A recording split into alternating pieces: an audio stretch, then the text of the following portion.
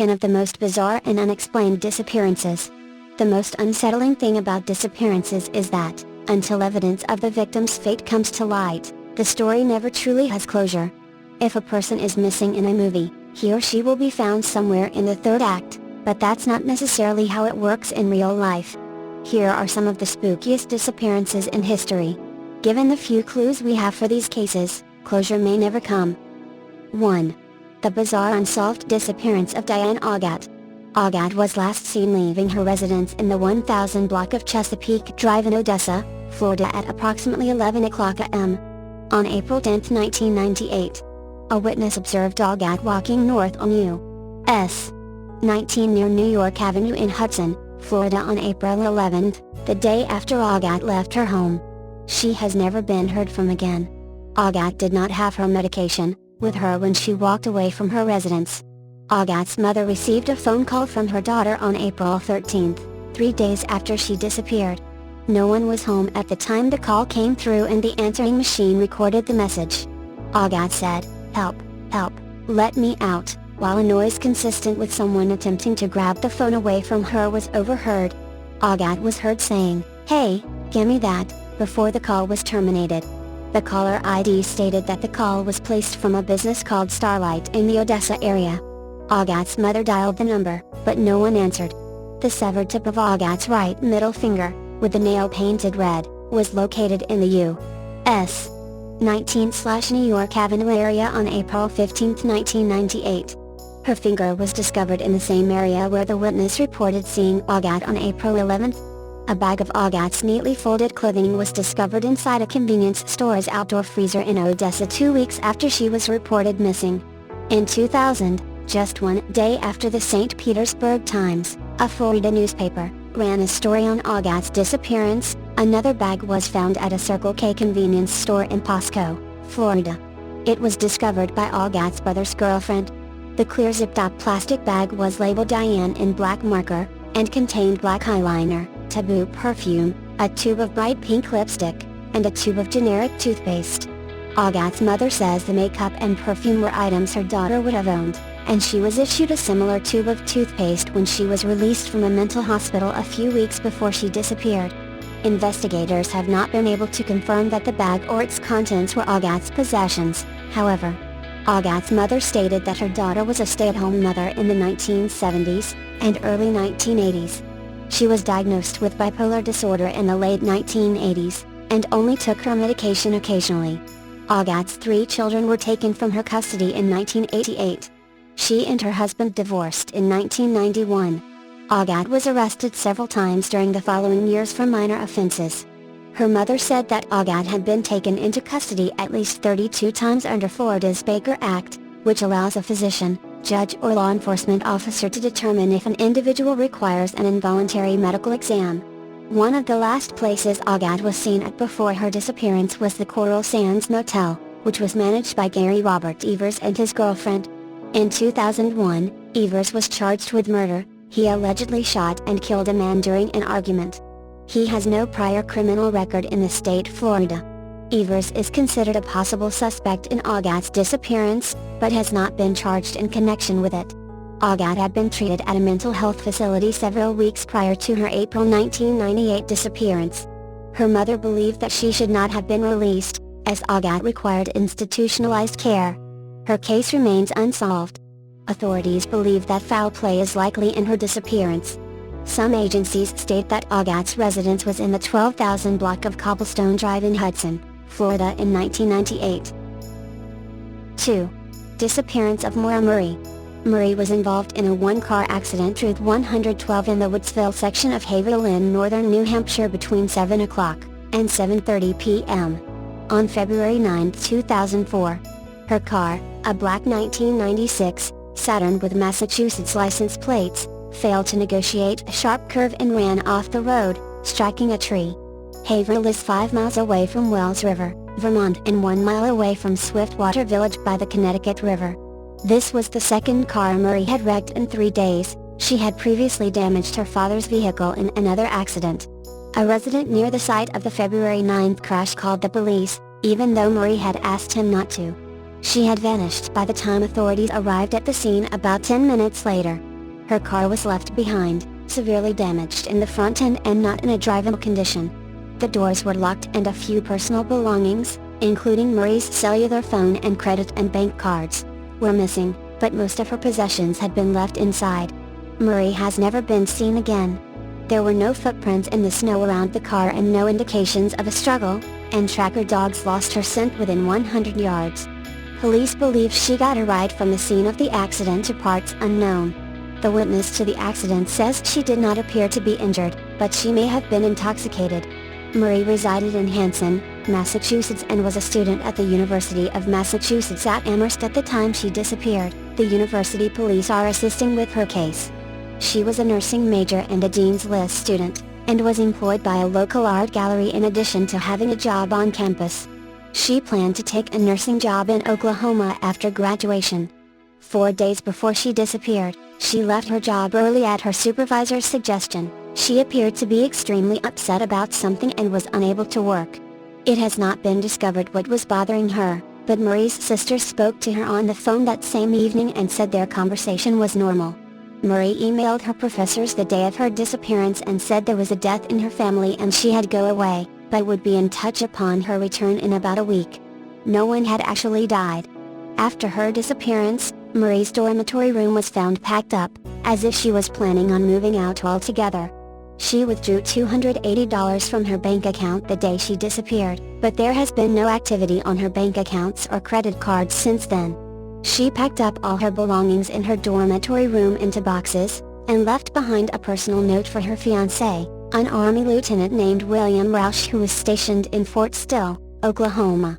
Murray also emailed Rausch on the afternoon of her disappearance. In the email she asked to speak with him. The day after she was last seen, Murray called Rausch, but he only heard her breathing on the line. The call could not be traced. Investigators inspected Murray's computer after she vanished. They discovered she had been searching on the internet for information on hotels in the Burlington, Vermont area. Based on this information, they checked Burlington hotels for any signs of Murray, but turned up no clues as to her whereabouts. Murray and her father went hiking together in the Burlington area in the fall of 2003, but she has no other connections to the city. She used to camp regularly in New Hampshire and knew the state well, but there are no known reasons why she would go to Haverhill. Extensive searches of the woods around Haverhill have turned up no evidence as to her whereabouts. There is speculation that Murray's case may be related to the disappearance of Brianna Maitland, a girl who vanished from Montgomery, Vermont on March 19, 2004. She is still missing. Montgomery is only about 90 miles from Haverhill. Both of them are attractive brunette young women, and both disappeared after car accidents in which their cars were left behind with personal items inside. The FBI met with local authorities to discuss possible links between the cases. However, they concluded that, despite the apparent similarities, the two females' cases were probably not connected to each other. The theory is not being entirely ruled out, but investigators believe it is an unlikely one. Murray was a student for 2 years at the United States Military Academy at West Point, where she met Rausch, before she transferred to the University of Massachusetts. She had majored in chemical engineering at West Point. She is described as a quiet, introverted and extremely athletic person. She may have been carrying a backpack at the time of her disappearance. Her case remains unsolved. Murray's family says it is uncharacteristic of her not to contact them and they fear she is being held against her will. She had not been having problems with her family or her boyfriend at the time she disappeared, and she has no history of mental illness. Police do not suspect foul play was involved in her disappearance. Both Massachusetts and New Hampshire authorities are investigating. 3. The disappearance of William Morgan. On the evening of September 12, 1826, William Morgan, 1774 to 1826, disappeared outside the city jail in Canandaigua, New York State, 3 months before the publication of his book revealing the secrets of the first 3 degrees of Freemasonry. Witnesses heard Morgan shout murder as he was forced into a carriage by 4 men. The carriage drove off into the night, and Morgan was never seen again. Reports of Morgan's disappearance raised questions about the extent of Masonic involvement in the incident and launched one of the great conspiracy panics in American history and created a national anti-Masonic movement. Morgan had a checkered past and a dubious reputation. Born in Virginia in 1774, He worked as a stonemason, brewer, merchant, farmer, and clerk, and contemporary accounts describe him as a quarrelsome alcoholic, in and out of jail for unpaid debts. In the early 1820s, he moved from Ontario, Canada, to upstate New York, settling in Rochester and then in Batavia. At some point in his life he had either become a Mason or learned enough from published exposures of Masonic ritual to pass as a Mason. No record of his initiation into the 3 degrees of craft Masonry survives, though he certainly attended Masonic lodges in upstate New York in the early 1820s. Soon afterward, he sought admission to a Masonic lodge in nearby Leroy, and received the Royal Arch degree in 1825. Morgan was initiated into the lodge, but when he supported the formation of a new lodge in Batavia, other members of the proposed lodge took his name off the petition, thus denying his membership. Morgan, infuriated, quit the Batavia Lodge and decided to avenge himself on Masonry by writing a book that revealed its secrets. The hope of making money may also have played a significant part in his plans. In March 1826, Morgan retaliated by entering into a contract with local printer David C. Miller and 2 investors to publish and expose of the secrets of Freemasonry. When word got out about his plan, local Masons tried to prevent the book's publication. Miller, Morgan, and other backers of the project were harassed and threatened, but went forward with the project. On September 10, 1826, some 3 weeks after Morgan had received a copyright for his book, Illustrations of Masonry, Miller's print shop was set on fire in an apparent attempt to stop the book's publication. The same day, a member of the Canandaigua Masonic Lodge obtained a warrant for Morgan's arrest on charges of petty theft. The next evening he was released for lack of evidence, but was immediately rearrested on debt charges and imprisoned in the Canandaigua jail. The following night, Morgan was abducted from the jail and forced into a carriage by 4 men. He was never seen again. The jailer's wife heard a shrill whistle, went to the window, and witnessed Morgan struggling and shouting as he was forced into a carriage and taken away. Exactly what happened to Morgan after that remains a mystery. He was apparently held prisoner for several days at the abandoned Fort Niagara, and his captors tried to convince him to accept a large cash sum, withdraw the book, and immigrate to Canada. Rumors for years thereafter claimed that he had been seen in Canada, or British Honduras, or the Turkish city of Smyrna. One account claimed that he had run away to the west and become an Indian chief, another that he had turned pirate and been hanged in Cuba. The most popular accounts of a conspiracy, which was said to involve nearly 70 Masonic brethren, held that Morgan had initially been taken to Canada, where plans to pay him in exchange for staying out of the United States had fallen through. After a few days, according to these charges, he was bound with weights and thrown into the Niagara River just below the falls.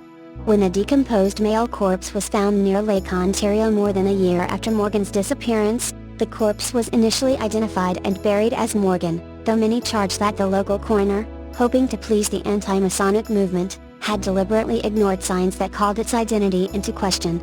The body was later exhumed and identified as one Timothy Monroe. Morgan's body was never recovered. The Morgan affair also fed public alarm about the amount of influence the Freemasons had on government.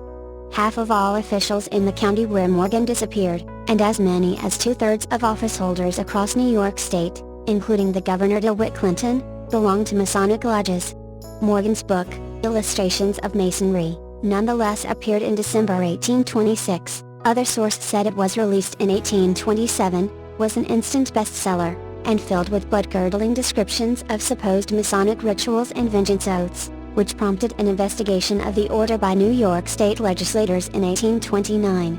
By that time the governor of New York, DeWitt Clinton, had offered rewards of $300, a large sum by early 19th century standards, for information leading to the arrest of Morgan's abductors, and a grand jury in Canandaigua had indicted 4 Masons for conspiracy to kidnap.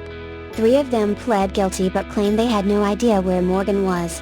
Conspiracy to kidnap was then a misdemeanor in New York, and the defendants served jail terms of between 2 years and 3 months. The resulting investigation went on for 5 years. A total of 54 Masons were indicted and 39 were tried, but only 10 were convicted of crimes, and no definitive resolution of the case was found, while 13 other Masons fled the state to avoid trial. The third and last special counsel, who had the remarkable name of Victory Birdseye, finished his inquiry in 1831. Years later, A Mason named Henry Vance confessed on his deathbed that he and 2 other lodge members had murdered Morgan and dumped his body in the Niagara River. However, none of these provided any conclusive evidence.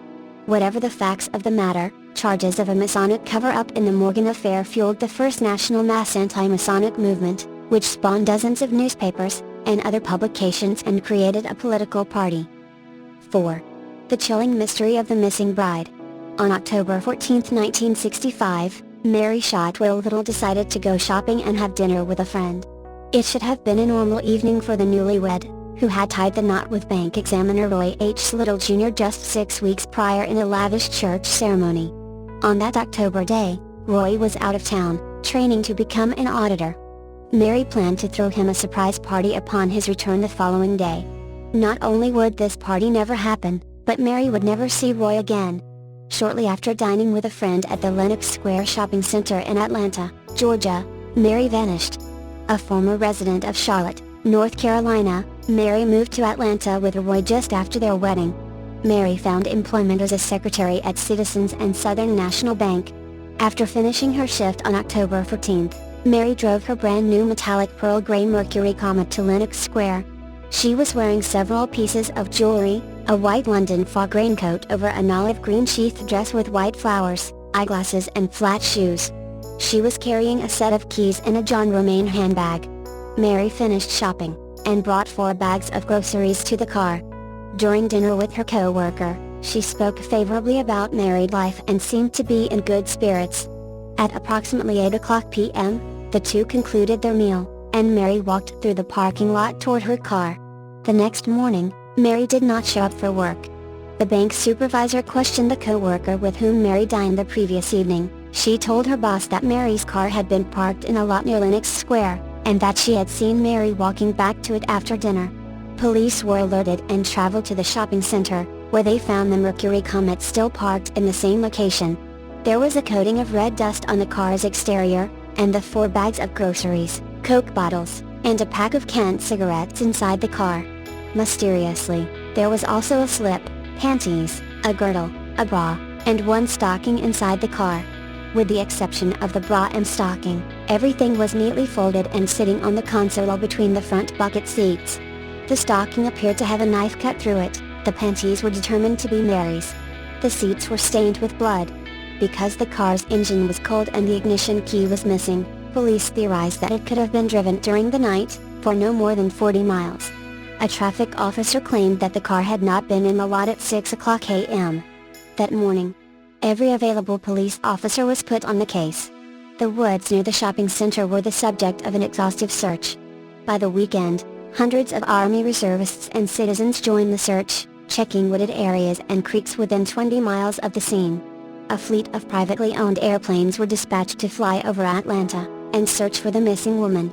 5 days later, a Georgia State Crime Laboratory issued a report that the blood found in the car was consistent with Mary's blood type. Investigators questioned Mary's friends, one of whom disclosed that Mary had expressed a fear of being home alone and of being alone in her car several days before she vanished. Additionally, authorities learned that Mary had received flowers from a secret admirer days before the incident. The flowers were traced to a florist near Mary's home, but the specific buyer could not be identified. Mary's co-workers also reported that she had been disturbed by phone calls she received at work, but would not discuss them with anyone. Soon after, word came from personnel at a Charlotte, North Carolina gas station, claiming to possess a receipt with Mary's signature on it, timestamped just hours after her disappearance. Atlanta Detective Superintendent Clinton Chaffin learned that Mary's credit card has been used again, in Raleigh, North Carolina. Atlanta Homicide Detective Jack Perry questioned the gas station attendant in Charlotte, who told him that he remembered servicing an automobile occupied by a man and woman. More disturbingly, the attendant reported that he had seen the woman lying on the front seat, covered by a road map, and that she appeared to have a head injury and blood on her clothing. After filling the tank, the attendant gave the credit card to the man driving, who then handed it to the woman lying on the passenger seat. She signed the receipt Mrs. Roy H. Little. The car's license plate was later traced to a stolen car from the Charlotte area, not Mary's Mercury Comet. In mid-November 1965, a young boy in DeKalb County, Georgia discovered a shocking clue that seemed related to the case. It was a note scribbled on the bottom half of a deposit pouch, which was addressed to a branch of the Citizens and Southern National Bank. The note read, "Help. Mary Little. Being held captive." A handwriting expert at the National Crime Laboratory told police that the note was promising. Along with the gasoline receipts and other samples of Mary's handwriting, the note was rushed to the FBI in Washington for analysis. The results shows that the note and receipt could have genuinely been written by Mary. Meanwhile, Roy Little took to the airwaves to plead for his wife's return. "This is an appeal from me and Mary's parents to the person holding Mary," Roy said. "Her welfare, safety, and safe return are our greatest concern. We will do anything, go anywhere, and we will help you in any way we possibly can. I repeat, her safe return is the only thing we care about." Authorities continued to follow every tip, every false lead, and every possible sighting. They found nothing but dead ends. After the receipts and the note, the trail stopped cold. Despite exhaustive efforts, Mary was never found. Who abducted Mary Shotwell Little? Was it a secret lover or stalker? A drifter? Despite the tantalizing clues and myriad theories, we'll likely never know what happened to the young bride so many years ago. 5. The bloody case of Béla Kiss. The landlord knew something was wrong when he smelled the stench of rotten flesh coming from those big metal drums. It was 1916, and the property owner had been investigating the home of his vanished lodger, a tinsmith named Béla Kiss. Kiss had gone off to fight in WWI 2 years previously, and never returned to his rental in Sincota, a village just outside Budapest. The strange drums, 7 in total, were sealed shut. When he poked one with a rod, the putrid smell of death emerged. Concerned, he contacted police.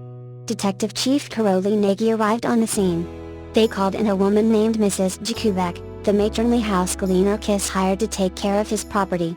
Against Jakubek's wishes, Nagy cracked open a drum. Stuffed inside was the body of a strangled woman, her long hair swaddling her face. Hidden inside the remaining drums were 6 more bodies pickled in wood alcohol. A comprehensive search of the property revealed 24 additional barrels and corpses, nearly all of them women, save for one man, and many with puncture marks in their necks. But where was Béla Kiss? No one knew. Suspicion first turned to Mrs. Jakubek, who tended to the property and was the tinsmith's sole beneficiary. But her cooperation proved she had nothing to do with the murders. In fact, Jakubek helped crack the case. She led police to a sealed room in Kiss' home, which she'd been instructed never to enter. Inside, they found strange books devoted to poison and folders full of letters addressed to 74 different women. Reading through the letters, it became clear that Béla Kiss had been preying on the lonely hearts of Budapest since 1903. He placed classifieds in the paper announcing his search for a wife. Of the women who replied, Kiss targeted those with few friends and no family. He then lured them out to his house of horrors, where the prospective brides were strangled and their bodies pickled in the metal drums. Detective Nagy launched his investigation, scouring military records in search of the deadly soldier. He learned that Kiss was last seen in a Serbian military hospital, where he reportedly died of typhoid. Yet conflicting reports indicated that Kiss had faked his death, fled the hospital, and placed the body of another soldier in his place. So Nagy boarded a train for the Serbia. It was there that he met a soldier who confessed to assisting in Kiss' desertion. Call it a detective's instinct. In his gut, Nagy knew that Béla Kiss was alive and at large. Alas, the killer's trail soon ran cold after that. Authorities followed various leads for decades. There were sightings of Béla Kiss in France, then in Times Square, and finally in 1936, when reports surfaced of a man who looked like Kiss working as a janitor in New York. Despite these sightings, Béla Kiss was never found again. His eventual fate, and the precise number of his victims, remains unknown. 6. The mysterious Agatha Christie disappearance. She was the reigning queen of detective fiction's golden age, but Agatha Christie's most intriguing mystery remains her unsolved disappearance in 1926. On a chilly December evening, the 36-year-old Christie vanished from her English estate in Sunningdale, Berkshire. While the famed author reportedly left a note that claimed she had gone on vacation, the discovery of her car suggested otherwise. The vehicle was found at the edge of a quarry not far from her home, abandoned with its hood up and lights on. Inside sat Christie's fur coat, her old driver's license, and a bag of clothes. There was no sign of the woman herself. Authorities suspected murder. News of Christie's disappearance spread quickly, and a massive manhunt commenced. Over 1,000 officers and 15,000 volunteers combed the countryside, while dredge teams scoured the surrounding lakes and streams. A fleet of biplanes searched from the skies, the first in England's history for a missing person case. Even fellow mystery writers joined in on the hunt. Dorothy L. Sayers visited the crime scene, later using her observations as inspiration for Unnatural Death. Sir Arthur Conan Doyle presented one of Christie's gloves to a medium in hopes of enlisting spirits to solve the mystery. By the end of the week, Christie's disappearance had become a national obsession. Just who could have murdered the queen of crime? Many suspected Christie's husband, Colonel Archie Christie. The old colonel had struck up an affair with a younger woman named Nancy Neal, and made no attempt to hide his fling from his wife. On the day of Christie's disappearance, the couple reportedly quarreled after Archie announced that he planned to spend the weekend with his mistress. Agatha Christie remained missing for 11 days. Then, on December 14th, she was finally found, not in a shallow grave but hiding out at the Swan Hydropathic Hotel in Harrogate, England. A local musician spotted her, having recognized her face. Oddly, Agatha had signed into the spa as Teresa Neal from Cape Town, borrowing the last name of her husband's lover. The twist ending shocked the public. Some angrily dismissed her disappearance as a publicity stunt for her latest novel, The Murder of Roger Ackroyd. Others surmised and upset Christie merely sought to teach her cheating husband a lesson. Others still suggested darker motives, suicidal depression, a clever scheme to frame Archie and his mistress for murder. Christie herself said very little about the disappearance. She rarely discussed the matter in interviews, and the bizarre episode does not appear in her autobiography. In the days after her return, the author blamed her vanishing on a mysterious dream state, in which she took on an entirely new identity. For 24 hours I wandered in a dream, and then found myself in Harrogate as a well-contented, and perfectly happy woman who believed she had just come from South Africa. 7. Disappearance of Rebecca Corium. In 2011, a 24-year-old British woman named Rebecca Corium went missing. She was a children's minder on the Disney Wonder cruise ship. Corium supposedly fell overboard while the cruise ship was near Mexico, and her body was never found. Her disappearance case is still open, with her family determined to get to the bottom of the mystery. According to the BBC, police officers from the Bahamas investigated the case since the Disney Wonder was registered there, which means it's out of the United Kingdom's jurisdiction. However, it is possible for all crimes at sea that involve United Kingdom citizens to be investigated by their own authorities. Unfortunately, it is now being said that investigators believe Corium to have been pushed overboard and murdered. A proper investigation on her disappearance was not done. Apparently, the British authorities were being given instructions to keep all information regarding the tragedy completely classified from the press, as well as the Corium family. One of the greater mysteries is that there were transactions made on Corium's credit card after she went missing. There is no further information regarding this incident. Chris Matheson, Labour MP, believes there is something wrong about the case and that it seems very suspicious. He believes there is sufficient evidence to prove the high possibility that a serious crime took place. He thinks a case should remain open and be examined thoroughly until a conclusion can be drawn. Mike Corium, Rebecca's father, is livid about the situation and the fact that information was not disclosed to him and his family after the Bahamian and British authorities discovered information.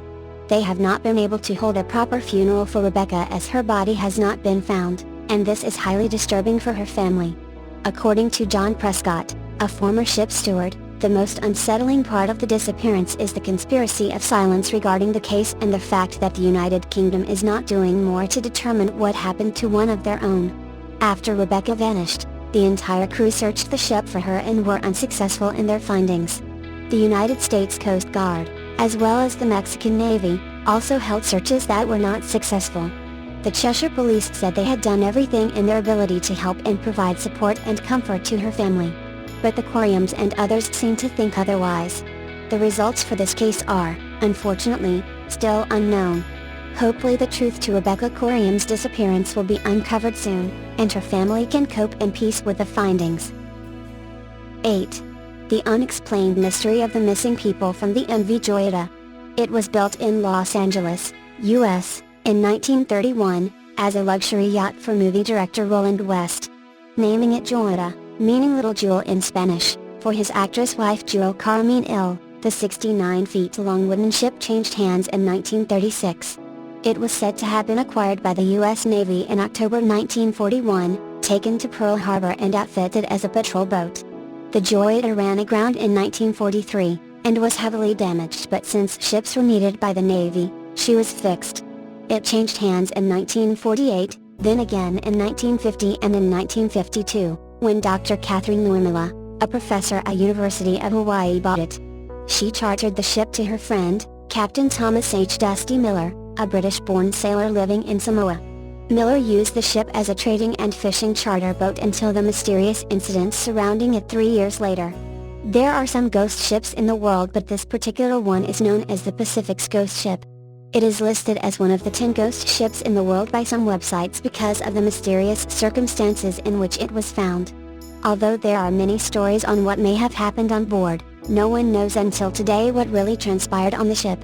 The disappearance of 16 crew members, and 9 passengers who were on board the ship remains a mystery so far. It was about 5 a.m. on October 3, 1955, when the Joyita is said to have left Apia in Samoa for the Toko Islands, which is about 430 kilometers away. According to Wikipedia, the ship was scheduled to leave on the moon tide the previous day, but her departure was delayed because her port engine clutch failed. The ship eventually left Samoa on one engine with the crew and passengers, who included a government official, a doctor, a copper buyer and 2 children. Her cargo is said to have consisted of medical supplies, timber, 80 empty 200-liter oil drums and food items. The voyage was expected to take between 41 and 48 hours, and the ship was scheduled to arrive in Toko Islands on October 5. On October 6, Toko Islands reported that the ship was overdue and no ships or aircraft had reported receiving a distress signal from the ship's crew. A search and rescue mission was launched, and from October 6 to 12, a Royal New Zealand Air Force plane covered about 100,000 square miles of ocean during the search. But there was no sign of the Joyita or any of her crew members or passengers in the area that was searched. On November 10, 1955, the merchant ship Tuvalu was going from Suva to Funafuti when its captain sighted the Joyita more than 1,000 kilometers west from her scheduled route, drifting north of Levu. The ship was partially submerged and listing heavily. There was no trace of the passengers or crew, and 4 tons of cargo is also said to have been missing. According to the Wikipedia, the Joyita carried a dinghy and 3 life rafts, but all were missing and there were other damage to the ship. The electric clocks on board reportedly stopped at 10:25, and the switches for the cabin lighting and navigation lights were on, implying that whatever had occurred happened at night. The ship's logbook, sextant, mechanical chronometer and other navigational equipment, as well as the firearms its captain Dusty Miller kept on board, were missing. A doctor's bag was said to have been found on deck containing a stethoscope, a scalpel and 4 lengths of blood-stained bandages. An inquiry that was carried out was only able to establish the reasons for the vessel becoming flooded, the condition in which it was found. Numerous theories on the disappearance of the Joyita circulated then and even afterwards, but no one has been able to determine what actually happened. A few days after the ship was found, the Fiji Times quoted a source as saying that the ship had passed through a fleet of Japanese fishing boats and saw something they should not have seen. The other theory was that pirates had attacked the ship, killed its crew and passengers and stole the 4 tons of cargo. In July 1956, the ship was auctioned off by her owners to a Fiji Islander, David Simpson, who refitted and overhauled her and went to sea again that year. She ran aground in the Koro Sea in January 1957, while carrying 13 passengers. She was repaired and she began a regular trade between Levuka and Suva. The ship ran aground on a reef again at Vaidavu in November 1959, and floated off during high tide. It was sold to a Robin Moom in the early 1960s, and he also wrote the book, The Joyita Mystery, in 1962. Mr. Moom is said to have sold the Hulk in 1966, to a Major J. Caslincado who ran a tourist and publicity bureau in Levuka. The Hulk is said to have disappeared piece by piece, and the process of disintegration reportedly appears to have completed in the late 1970s. On June 22, 2009, this newspaper reported that Captain Lawrence McCaig had turned up at the Fiji Times office with photos of the salvage operation in the Joyita's sextant. His father, Captain Robert McCaig, had captained the Digai No. 1, which salvaged the Joyita and towed her back to Suva. Mr. McCaig had said that there were many stories about what might have happened to the ship, but 3 remained constant over the years. He said these were that there was a feud with the ship's captain, that there was a dispute among the crew, and that those on board had been taken by pirates. Some people have also commented on the Joyita mystery on the website www.godlikeproductions.com, but so far no one has been able to determine what happened to the crew and passengers on board. Like the stories of other ghost ships in the world, what happened to the Joyita remains a mystery to this very day and is still talked about in some circles. According to the Wikipedia, the 16 crew members of the ill-fated ship and its 9 passengers were still declared as missing in 2012. 9. Disappearance of April Fabb. The case of April Fabb, who vanished without trace in 1969, has been described as Norfolk's Mary Celeste by former detective Maurice Morson, who inherited the investigation in the 1980s, when it was 14 years old. Mr. Morson, pictured, a former head of Norfolk SID, retired from the force in 1987, but was so moved by the case that he set about writing a book, The Lost Years, The Story of April Fabb, which was first published in 1995, and sold out in a matter of weeks. The purpose of the book was to aid the police investigation and provide a permanent memorial to April at the main door of St. Andrew's Church at Metton, a church she regularly visited opposite her then family home. A new and updated edition was published in 2007, with the proceeds going towards a trophy at her school, although further requests to reprint have been resisted until now. With the support of the Fabb family and Norfolk's Chief Constable Phil Gormley, who has provided a new foreword, the book has been reprinted with a 2012 preface, with the proceeds going towards the restoration of the church at Metton. Mr. Morson, 76, who lives at Costessey, said he hopes the revised edition will not only raise funds for the church in Metton but also keep it firmly at the forefront of the public's minds. He said, "I was asked over the years if I would reprint it, but never intended to for personal profit. I had to have a cause. The family started this as they are involved in the church restoration, so I did it. I've reprinted a few hundred copies." He added, "It's the Mary Celeste of Norfolk, an enduring mystery. It's a case which has never been put to bed. It's an inquiry which has never gone to sleep. There's always something which comes to the fore, and on occasions such as this there will be someone getting in touch with the police." Mr. Morson said the fact the book about April was being reprinted in a month when another April, 5-year-old April Jones, has gone missing from her home in Missionlith, Mid Wales, earlier this month, was a tragic coincidence.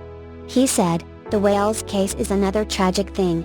It's desperately tragic, and it's very heartening to see the public response.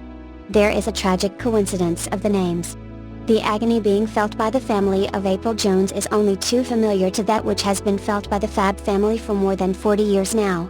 Mr. Morson said, "She would be 57 now if she had lived, but it's the unknown, I think, which has touched people, the sheer mystery. The agony of the unknown can be worse than the known. Her sisters are still alive, her mother is still alive and in her 90s, but her father has since died.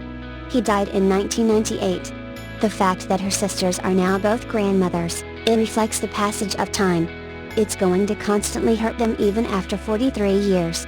The April Fabb case is one of a number of investigations which has been looked at by Norfolk Constabulary's Cold Case team, which was set up in August 2008, to investigate murders, missing people and serious sexual offenses which have not yet been resolved. The 13-year-old, who was born in Metton, Norfolk, left her home to visit her sister in Ruffton at about 1:40 p.m. on Tuesday, April 8, 1969. Just after 2 p.m., an employee at Harrison's farm saw April riding her cycle along Ruffton Road, Metton, in the direction of Ruffton. This was the last known sighting of April, whose bike was spotted lying in a field on the Metton to Ruffton Road just a few hundred yards from where she was last seen. A 2 to 3 mile area was searched and inquiries made with her family and friends. The inquiry was extremely thorough, with 1971 statements taken and 419 house-to-house questionnaires completed. Although numerous lines of inquiry were pursued, April has never been seen since, and a number of potential suspects have been eliminated as the result of the investigation. It's now more than 43 years since April Fabb disappeared from her family home in North Norfolk. Much has changed since then, and the county and country are a very different place from the one she would have recognized as a 13-year-old girl. The massive impact that such a tragic event had on the rural community of Metton and the suffering and anguish April's family have to endure cannot be underestimated. For over 4 decades the family have remained stoical, courageous and ever hopeful. Their dignity and unfailing support of the police inquiries should be admired. The April Fabb investigation is probably one of the most well-known unsolved cases in the county in modern times. To this day, so long after her tragic disappearance, I am heartened by the fact that we continue to receive useful information from members of the public, and April's name still resonates in the media. 10. Disappearance of Solomon Northup. In 1808, Solomon Northup was a freeborn African American in New York City, son of a freed slave and a free African American woman. He was a man of many talents, a farmer, a skilled carpenter, a raftsman, and a violinist. He was married, had a wife and 3 children and enjoyed a pleasant life. In his capacity of violinist, he was offered a traveling musician's job, and to accept the position, he journeyed to Washington, D.C. During those years Washington was a place where slavery was legal. The sensational story blared from the front page of the January 20, 1853, edition of the New York Times. Shocked New Yorkers read the incredible tale of Solomon Northup, a free black man who had been lured from upstate Saratoga Springs to the slave territory of Washington, D.C. by a pair of white men who promised him employment as a fiddler in a traveling circus. There, the 2 men drugged the married father of 3, who awoke to find himself bound in chains inside a dark underground cell of the Williams slave pen. From there, he was transported to Louisiana, where he toiled for a dozen years as a slave on cotton and sugar plantations before proof of his status as a freeman resulted in his emancipation. 3 months later, Northup was back in the Times with news of his impending memoir, 12 Years a Slave, narrative of Solomon Northup, a citizen of New York, kidnapped in Washington City in 1841, and rescued in 1853, from a cotton plantation near the Red River, in Louisiana. With the searing memories still fresh in his mind, Northup recounted the brutality he experienced and witnessed during his years in bondage. In antebellum America, the slave narrative was a case of life imitating art. Readers couldn't help but notice that the real-life horrors exposed in Northup's expansive book, written with the assistance of lawyer-turned-writer David Wilson, echoed those in Harriet Beecher Stowe's best-selling anti-slavery novel Uncle Tom's Cabin, published just the year before. The novelist also saw the unmistakable similarities, even in the settings for both stories.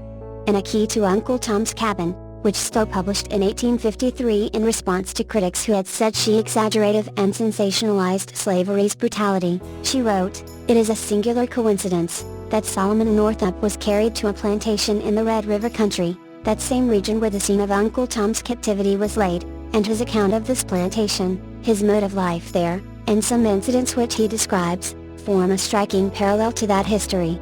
Like Uncle Tom's Cabin, 12 Years a Slave became a bestseller and an important piece of anti-slavery literature in the decade leading up to the Civil War. Northup's account of this ordeal sold 30,000 copies in 3 years, and the second edition was dedicated to Stowe. "Its truth is far greater than fiction," wrote abolitionist Frederick Douglass. "Oh, it is horrible. It chills the blood to think that such are." The book's success led to a lecture tour and a theatrical adaptation. In addition to stirring the country, 12 Years a Slave stirred the memory of Thaddeus St. John, a New York County judge who had witnessed Northup along with 2 boyhood friends, Alexander Merrill and Joseph Russell, while journeying to Washington, D.C. in 1841. When St. John encountered the 2 men a few days later, they were without Northup but in possession of new clothes and flashy watches and ivory canes. St. John accused them of selling Northup for $500, but Merrill told him he was wrong. They had in fact sold him for $650. Based on St. John's lead, Northup identified Merrill and Russell as his abductors. Authorities arrested the pair in July 1854, and a hearing was held in the Saratoga County Courthouse. Merrill and Russell spent a few months behind bars, but ultimately the case fizzled amid questions of jurisdiction and statute of limitations. A quest for justice against the slave trader who bought Northup in the nation's capital also failed, as the color of the black man's skin precluded the kidnapping victim from being permitted to testify in court. In spite of the memoir's commercial success, Northup earned only $3,000, and his ultimate fate is still a mystery. The last mention of him in the press occurred in 1857 when a Canadian newspaper reported that he was forced to flee a scheduled lecture appearance in Streetsville, Ontario, when audience members jeered him with racial epithets. There is speculation that money woes forced Northup to become a vagabond, and there are even far-flung theories that he was murdered by Merrill and Russell, or abducted into slavery for a second time. Much like Northup himself, 12 years a slave faded from the public consciousness after the guns of the Civil War fell silent. His story was resurrected, however, in a 1968 reprint that was co-edited by Louisiana historians Sue Eakin and Joseph Logston. Their scholarly research and voluminous footnotes attested to the truth of an incredible life story that was all too real, one that Northup wrote he would leave for others to determine whether even the pages of fiction present a picture of more cruel wrong or a severer bondage.